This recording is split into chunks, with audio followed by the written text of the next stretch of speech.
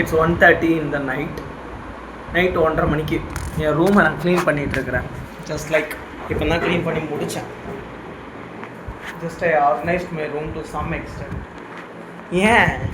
நான் ஏன் இதை பண்ணணும் அப்படின்னா, நான் இடையில ஒரு இது படித்தேன். ஃபஸ்ட்டு எனக்கு ஒரு ஒர்க் இருக்குது, முக்கியமான ஒர்க்கு ஒன்று பண்ண வேண்டியது இருந்துச்சு. ஸோ அந்த ஒர்க்கை பண்ணணும்னு நினச்சிட்டு இருந்தப்போ டிஸ்ட்ராக்ட் ஆகிக்கிட்டே இருந்துச்சு.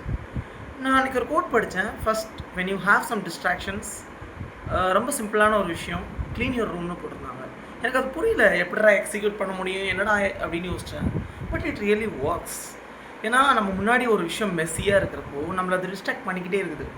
உண்மையாக சொல்லணும்னா ரொம்ப நாளைக்கு அப்புறம் இப்போ தான் வந்து லைக் இன்றைக்கி தான் வந்து காலில் தூசி உரசுறதை உணர்ந்தேன். உண்மையாக நம்ம வீட்டில் இல்லை அப்படின்றப்போ, நம்ம தனியாக ஒரு வாழ்க்கையை வாழணுன்றப்போ எவ்வளோ விஷயத்தை எதிர்கொள்ள வேண்டியது இருக்குது. குறிப்பாக சொல்லணுன்னா, லைக் உங்களுக்கு ஒரு விஷயம் தெரியுமா, ஒரு ரூம்குள்ளே நீங்கள் க்ளோஸ் பண்ணிகிட்டு இருக்கிறீங்க. ஒரு 25 நாள் இருக்கீங்க, ஒரு 30 நாள் இருக்கீங்கன்னு வைங்களா. ஒரு ரூம்குள்ளே க்ளோஸாக இருக்கிறீங்க. ஒரு ரூம் ஃபுல்லாக தூசி வருது இல்லை, அது எங்கேருந்து வருது? எப்போது யோசிச்சிருக்கீங்களா? உண்மையாக சொல்லணும்னா அந்த தூசிக்கு காரணம் நீங்கள் தான்.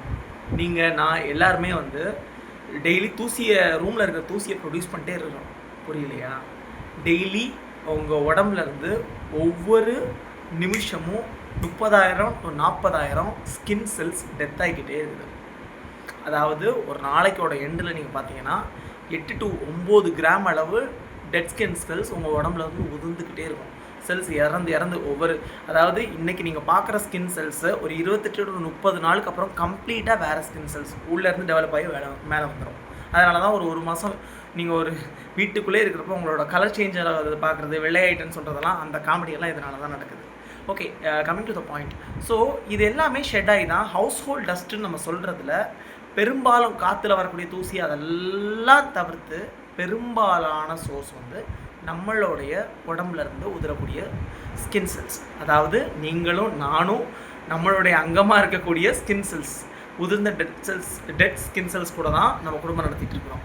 இப்படியான டெட்ஸ்க்கு நீங்கள் நம்ம ஊர்லலாம் சொல்லுவாங்க பார்த்தீங்களா, துஷ்டி வீட்டுக்கு போனாலே உடனே குளின்றாங்களே, அந்த மாதிரி தான் இவ்வளோ டெட் ஸ்கின் செல்ஸோட நம்ம குடும்பம் நடத்திக்கிட்டே இருக்கிறப்போ ஆஸ்துமா வரலாம், இல்லை அது மாதிரி பிரச்சனைகள் வரலாம்.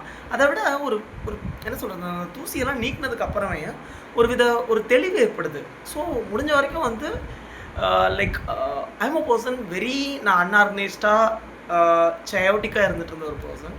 ஆர்கனைஸ் ஆகணும்னு ட்ரை பண்ணுறப்போ அது கொஞ்சம் ஒரு அழகியலை கொடுக்குது அந்த ஆர்கனைஸ்டு லைஃப். அது அவ்வளோ ஈஸியாக இல்லை, but it is quite it gives me a lot of insights and also ஒரு விஷயத்தை டிஃப்ரெண்ட்டாக திங்க் பண்ணுறதுக்கு இட் இஸ் ரியலி ஹெல்ப்ஃபுல். அப்பா அம்மா காலில் தூசி உரசுறது இன்றைக்கி தான் உணர்ந்தேன்னு சொன்னேன் இல்லைங்களா. அது யோசிச்சு பாருங்கள், நம்ம ஃபோனெல்லாம் வச்சுக்கிட்டு எப்போ நம்ம வெறுங்காலில் ஒரு இடத்துல நடந்திருக்கோம், நம்மள பெரும்பாலானவங்க அதை மறந்துருக்கோம். So it's quite helpful to கொஞ்சம் ஃபோனை ஒதுக்கி வச்சுட்டு உங்கள் ரூமை கொஞ்சம் க்ளீன் பண்ணுங்கள். It's not a yoga or something. It maybe we can equate with a zen, but it's really helpful for cleaning your inner soul for a short while. But without your phone, don't touch your phone for a while. It really helps you.